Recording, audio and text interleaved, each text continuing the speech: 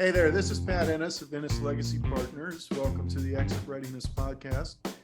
I'm here with co-host Walter Dial, CPA and tax partner at GRF CPAs and Advisors here in Bethesda, Maryland. Our mission here on the podcast is to provide you, the business owner, with subject matter expertise on topics pertaining to building transferable or sellable business value, and then for planning your eventual exit from the business. We want to help you build a business that's transferable and then exit successfully on your own terms and conditions. And today's conversation, we want to focus on a specific area that if you do strengthen it, you will first enjoy life in the business, while at the same time increasing the value of the business, making it more transferable or sellable. And you know, if you've listened to us before, you've heard this often. If you have a transferable business, then you're going to have more options for your eventual exit in the future. The topic for discussion today is often neglected by business owners because for most of us, it's one of those things we know we need to do, we should do it, but frankly, it's painful to even think about doing it for at least a few of us. So we often just continue to kick the can down the road rather than taking steps to get it done. And what I'm referring to here is the oft-dreaded documentation of systems and processes. But if documenting processes is an ongoing, consistent mechanical reality, as our guest would describe it or say, it will have a significant impact on the value and transferability of your business. Walter, as a valuation specialist, certified valuation specialist, what would you say about documenting systems, having systems in place and having them documented, and the impact that has on what a potential buyer is going to be willing to pay a seller? Well, I think it impacts value in two ways, Pat. One, you've already hit upon, which is the whole concept of the value of a business to its owner versus the transferable value. And, oftentimes we deal with businesses that are very owner-centric, meaning which results in a value higher to the owner than an actual transferable value. So the more systems that are documented, the more the transferable value is going to be closer to the value that the current owner is actually seeing, and it could even exceed that. Because if you think about it, if you're going to buy a company, you want to be able to step in and have it continue to run really smoothly. And the best way to accomplish that is that there's great systems in place, fully documented, so everybody knows exactly what they're doing. The second way I believe it would impact value is, as we've seen working with clients, the businesses that have these type of systems in place, they're more profitable, and profits grow value. So I think it's kind of a double whammy. It's a double whammy. Profits grow value. And so today our topic is creating business value with documented systems. And our guest today is Josh Fonger. Josh is a consultant, he's a coach, speaker. He's recognized as the leading authority in business performance architecture and he's the CEO of WTS Enterprises. And his passion is taking stressed out entrepreneurs from working in their business to working on their business using systems so that profit, to Walter's point, and freedom can become a consistent mechanical reality. So Josh, good morning and welcome to the podcast. Glad to be here. Hey, Josh, I'm going to start us off. So knowing that you love documenting systems, I'm going to assume that this passion started like when you were a little kid and you and your friends got together and there was like a huge barrel of Legos. All the other kids just dug in and started throwing stuff together and you sorted them all by size and color, right? I wish that was the case. It's probably more my kid's case, actually, because I'm such a proponent of this. It kind of bleeds into parenting and how we run the household. But no, actually, the opposite is the case. Um, in my business career, as I became a consultant and flying around from company to company, thinking that I was making great changes for these companies, improving their sales, their marketing, or their culture, whatever it might be, we were working through. Um, I would leave, and then I would notice that the problems keep coming back, right? So if I, taught everyone sales management, and then 6 months later, their sales would start plummeting, and the sales manager would get another job, and I was like, oh, everything I did just didn't stick. And so I kept having this recurring situation where I would work with some companies, and then I would leave, and then the issues would come back. And it wasn't until I met Sam Carpenter, the author of Work the System, that I realized that I was missing a piece of my consulting. I was missing something that actually would make everything that I was teaching and working with stick. And it was the documentation part. So even if I talked about having a great culture, if I talked about having a great strategy, or if we worked on some particular way to do a sales call or something like that, I realized, oh, it's not sticking because the people are coming and going, the people are volatile, people are fluctuating, but the systems are going to stay. And if we document the systems of the business, then it's going to provide that stability and that visibility, accountability, measurability, all these different things are going to start happening if I actually took the time to do that. And so, it wasn't until about 30 years old when I figured that one out. So I guess it wasn't natural, right? Hence, I didn't write the book. I'm just the guy out there trying to make sure people realize if you don't do this, bad things are going to happen to you. Yeah. Okay. So when I think of systems in a business, I kind of think of them along departmental lines. Is that the right way of thinking about it, or not? Yeah, it's a great way to think about it. So when I'm usually working with the company and trying to organize all of their systems from start to finish, I'll meet with each manager, and then whether it's the sales or the technology or any of the particular management teams, and then we'll work through the specific systems in their departments. In some unique cases, the systems will overlap different departments, right? So it might go with legal, then it might also work with the finance team, and it might also work with sales. It might be some kind of overlapping system, but for the most part, for me, the goal is to simplify the systems as much as possible and keep them within one department. So do you find in all the different companies you work with, I mean, do you have to become an expert in their company, or are there certain global truths that permeate your work? Yeah, that's a great question. When we first started this consulting business, we thought we'd really, pick a vertical and stick with it. And what we realized is that this is a kind of a universal problem, is that, every company, every industry seems to have this problem. And so what I did is just dedicated myself to just be an expert in the methodology, in the strategy, in the mindset, in the actual implementation into the teams, and then let the owners of these companies be the expert in their industry. So it's whether it's a construction company or it's a restaurant, whatever the company might be, they're the expert in their business. Right now I've got a client that owns a tennis facility, right? I'm not an expert in tennis facilities, and opening up more facilities, and they're opening up a pickleball facility. I'm not the expert in those businesses, but they are, and I'm the expert in helping them get what's in their brains, leadership, all the way down to the one on the court, in this case, into documented systems that are actually usable for hiring, for training, for onboarding, and ultimately for increasing profits through efficiency. Yeah. So I'm going to make an assumption, you can tell me if I'm right or wrong, but I would think, let's say I'm a business owner, things aren't going great, I can't really put my finger on what's wrong. I don't think I would immediately jump to, oh, I know what the problem is, I need to document my systems. So how does the business owner come to you? Do they come to you specifically saying, I know this is what I need?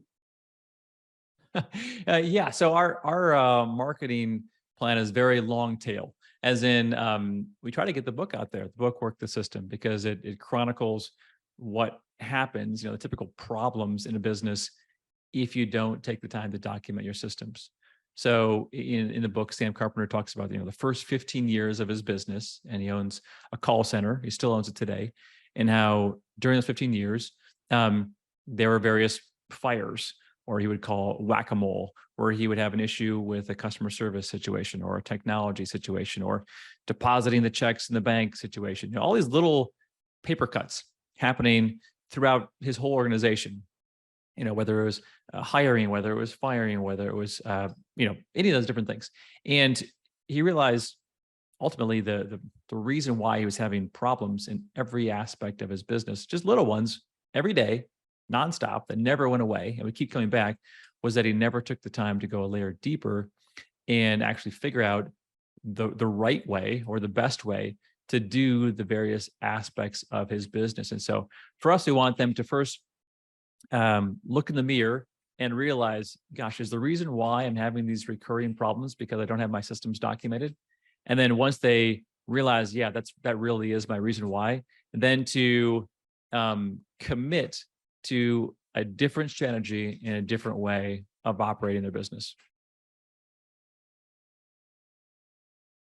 Does Very the nice. documentation, well, I got so many questions here. Why do you think it's so tough for most business owners to just get to the point where they're committed to, well, maybe you don't see this, but we do. We see it fairly frequent, where it's just tough for a business owner to get to the point where they're going to be really committed to and intentional about documenting systems. Well, the way for us to get them to that point is our first core document, which we call the strategic objective. And so a lot of companies, they already have a vision, or they have values or a mission or some kind of strategy. And if they don't, we help them create one. But what we want to do is, in what they've created, to infuse part of this philosophy of, we're going to actually build a business based on systems. We're going to actually strategically focus on our operations so that they're repeatable, so that they're efficient, so that we can mechanize our best practices. And so we want to make sure that's embedded in the beginning, in the heart of the business, as part of the strategy.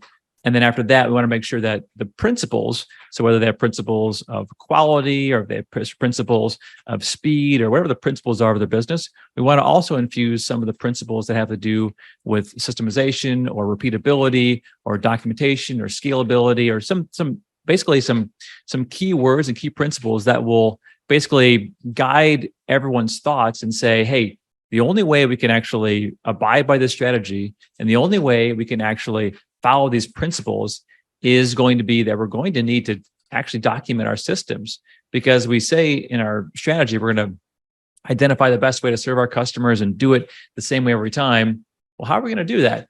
And so as we, refine the strategy and refine the principles, then it just becomes a foregone conclusion. Well, now we're going to actually have to make that happen. And the only way that's going to happen is if we get to the details and document our processes and our procedures.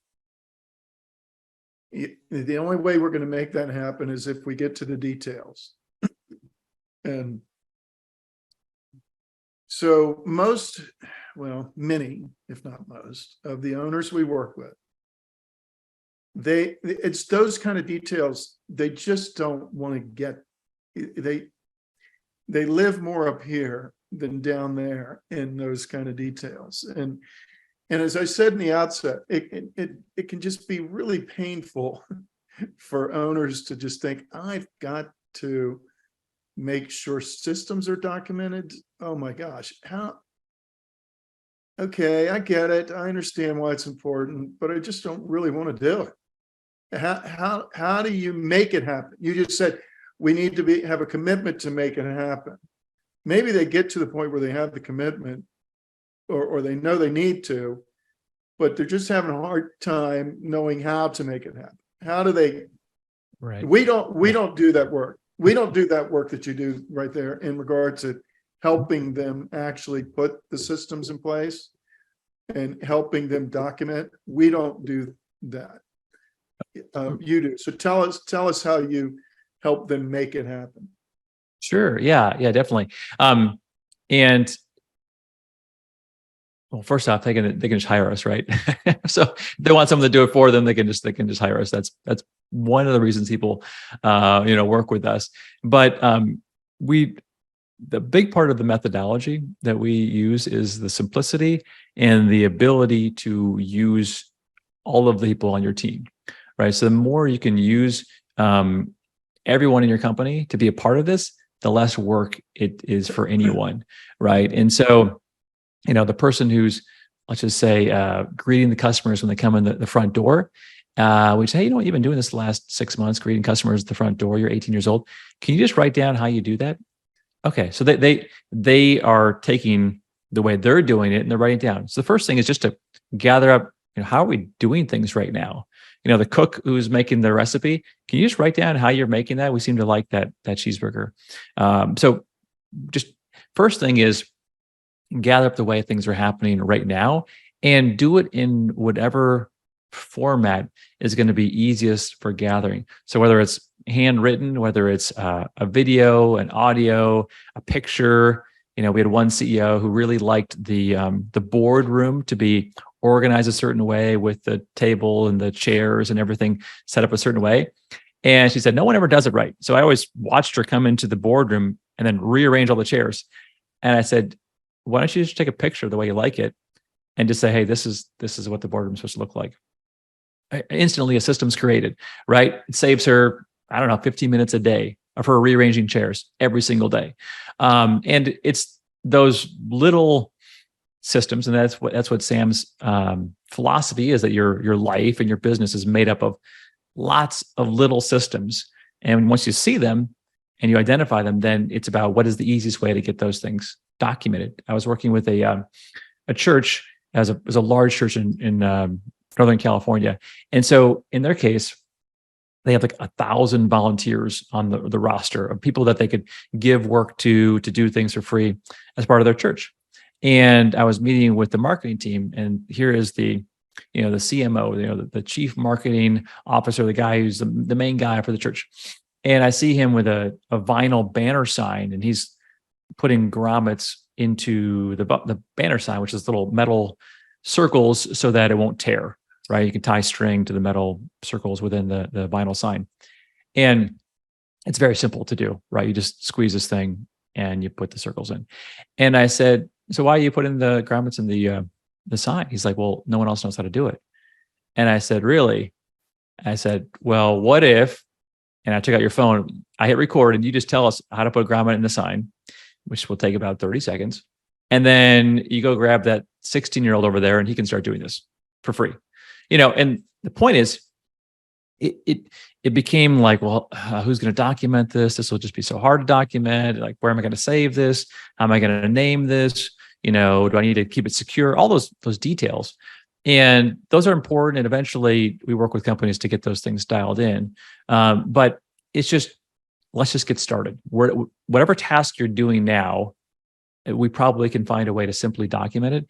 And then we probably can find ways to bring in other people who are lower cost to do it, or at least find better and faster ways to do it. So I think the biggest answer to what you're saying, Pat, is the simpler you keep it and the more distributed you make the work, the easier it is to actually document the systems of a business.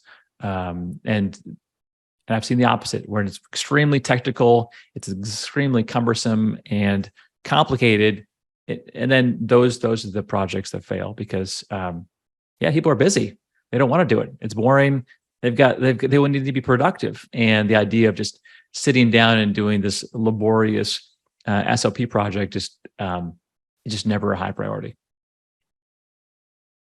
Yeah. So a follow-up. Do you find that it's helpful to have like a champion for this on the management team? Mm-hmm.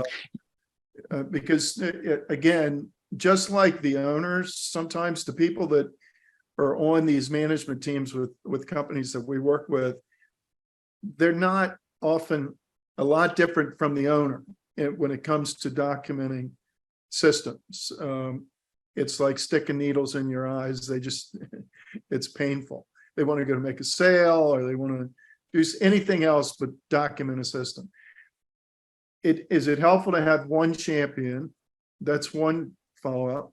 And then the other, you just mentioned a couple of uses of technology. Are there just more efficient ways to get this done rather than pen and paper? Of course, that was ancient, I guess, but even documenting in a Word document, are there ways to use technology these days to get it done? So those two questions. Yeah, so you're right in both cases. Yeah, so some good leading questions there. Yeah, you definitely need to have a champion, and the champion of it is typically not the owner, not the CEO, unless it's a very, very tiny company, then they kind of have to be. But you want them to delegate the authority down to a general manager, an operations manager, someone in the administration team who's been there a while. Ideally, someone else who can, cross the T's, dot the I's, and distribute the work, right? So if you were to, separate a company out into their separate systems, they might have 300 or 400 or 500, like a lot of little things that make up their business. And the CEO is going to be like, well, again, I've got to make the new sale. I've got to open up the new location. I don't have time for all this stuff. But someone who can, we call them a procedure project manager, someone who can actually meet with each department. Hey, which procedures did you document this week? Okay, let me look at them. How do we improve these? How do we make these more efficient, faster? Can we delegate them? Okay, what procedures are you going to work on next week? Let's make sure that when this procedure is actually put in place, someone's going to measure it or hold people accountable to doing it this new way. And so it does need to be someone who is taking control to make sure this thing actually sticks, because everyone loves the idea. Making it stick is a multi-month effort.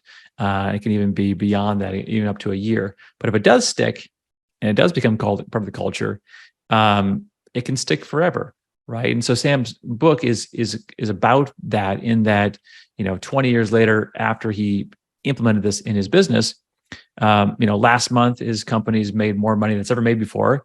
And he still likes to just touch base with his company just for the fun of it, maybe an hour or two a month.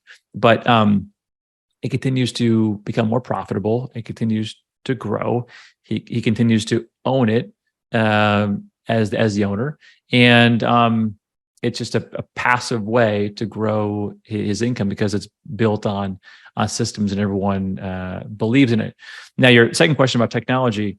I mean, the big things nowadays is that as you're being recorded, it can be transcribed, and the transcription is pretty good. So that speeds things up for people who really don't like to type. And then video used to be very cumbersome. Now video is a lot easier to manage, a lot easier to share. And then screen capture. So for anyone who's working on computers and they're clicking different buttons and they're moving different things around, that's very difficult to just write in a Word document, but very easy to share in a screen captured video. So there's a lot faster ways and more nimble ways to capture the inner workings of your business. But one more reason why people don't get started is because it is so daunting. But I try to push them towards saying each system you build along the way is a packet of value. And it either saved you a little bit of time, it made you a little bit of money, it improved the quality a little bit. It has value, and that value is not just going to be realized in today. It's going to be realized over the next months, years, and possibly decades if it stays the same and that particular part of your business or industry doesn't shift that much. It's pretty stable. You're going to really realize value out of that system for a long time. And so as long as your strategy is long-term and you're kind of in it for the long haul, right? Then people can really buy in more to building these systems out. So Josh, do you, when you're working with a client, what's your response if they're like, well, they want to attack the problem piecemeal? Is that doable, or you feel like all the systems have to be documented? Yeah, it's a great question. I think it's totally doable. Now, here's maybe some clearer case studies, right? Is that if you have like a outside sales department that is known for being more loose and just being more out there and being more charismatic and making things happen out of nothing, that would be the area that I would be systemizing last, if ever, because I have had enough experience to know that those people typically don't follow anything you want to do, but they're essential for growth, right? So you might start instead with the more administrative day-to-day things, like how do we get this weekly report out? How do we schedule this weekly meeting? How do we, answer the phones here? Just like the more repeatable administrative aspects, and then, work into maybe how you produce your product or service and deliver it. And then the more higher up in management and leadership and the more entrepreneurial the efforts in your business, the less likely it is you're going to actually document those aspects of the business because they change so often and there is so much nuance and innovation and personality aspect to those things that it doesn't make sense to go to that level of detail, because you're wasting your time at some point. And those people naturally are not going to follow what you're trying to do. So that would be the way I would think about it, is kind of tackle your big problems first, and also tackle the things that are repeatable, and also tackle the things where the owner's involved. And if it was documented, the owner wouldn't have to be involved anymore. So the more you can free up owners and managers' times from the repeatable administrative, the better. And so I can't think of a single company where we documented every single system that they thought about. If we can get 80% of it done, that's great, because that's going to produce the biggest result. Yeah, that makes sense. Let me ask you one more question before we kind of wrap up. With the transition to remote work, has what you do become more important or less important? I don't think it's changed in importance. Okay. Well, let me think about that for a second. I think that it's more difficult to hold people accountable that you can't see, right? So that's what I was thinking. yeah. So I guess if you could see someone, you could touch them, you can actually be exactly in their space, then the accountability is higher. And therefore maybe the transfer of information can be more by osmosis, though not efficient. At least people can see it, where if it's virtual, then you have less of that. And so, a lot of times when I'm working with companies that want to outsource, they want to get all their systems dialed in excruciating detail so that they can then give it to lower cost labor, and then they can execute those repeatable tasks because they're really, really documented. Where if they were, face to face in the same office, they wouldn't have to do that. So there's definitely a case to be said that more remote work would require more documented systems. But I think the application is certainly just as important in physical locations. I'm thinking of a kind of a factory I worked with in Michigan, small parts factory, been in business for decades. And the big system for them that I worked on with them, which I didn't think it was a big system, I just said, hey, just pick something you do every day. Because the owner didn't really think there was much they could do more efficiently because they had been in business so long. And they picked the shift change between first shift and second shift, because they do a shift change every day. 20 employees in the machines, shift change, 20 employees in the machines again. And I said, well, just document how you do a shift change. And once he documented how they do a shift change, and they've been doing shift changes for decades, he realized that instead of having a 15-minute overlap of these two groups of people, they could have a 5-minute overlap and get the same amount of things done. They had to do, between transferring, different line workers on these machines. And I said, well, what's that 10 minutes of value multiplied by those 40 employees every single day? It's $100,000. So just looking at something they did every day, which they thought they were pretty good at, and realizing they could actually do it better and faster and higher quality, you really got him bought into the fact that, let's just keep looking at what we're doing, writing it down, and then seeing, can we do this better? Very interesting. So I think a lot of our listeners, business owner listeners, are probably thinking, oh, maybe part of my problem is the lack of documentation for my system. So this has been really good. Two things in closing. How can our listeners contact you, and is there anything you'd like to promote today? Yeah, definitely. So the big push I would say is get this book, work the system, and you can get a summary of this book on my website, wtsenterprises.com. So if you go to wtsenterprises.com, we do give away a free download of the summary of the book. Of course, I'd love for you to read the whole thing, but a lot of people get a lot of value out of just getting the summary. And in terms of promotion, that would be it. If you're interested in getting help, that's what I do. I do the coaching, I do the consulting. I'm actually running a group coaching program, which we do a couple of times a year right now. But that's my life's work, is to help people get out of the day-to-day of their business, if they're stuck in it, and to mechanically grow their business and to grow their freedom. So I'm happy to work with those in your audience who are interested in that. Fantastic. Thanks again, Josh, for joining us. This has been very informative and enjoyable. So thank you very much. All right. Thanks a lot, guys. And listeners, if you want help in building a transferable business or planning for your exit, you can reach me through our website at grfcpa.com. You can reach Pat at nslp.com. Until next time on the Exit Readiness podcast, this is Walter Dial and Pat Ennis signing off.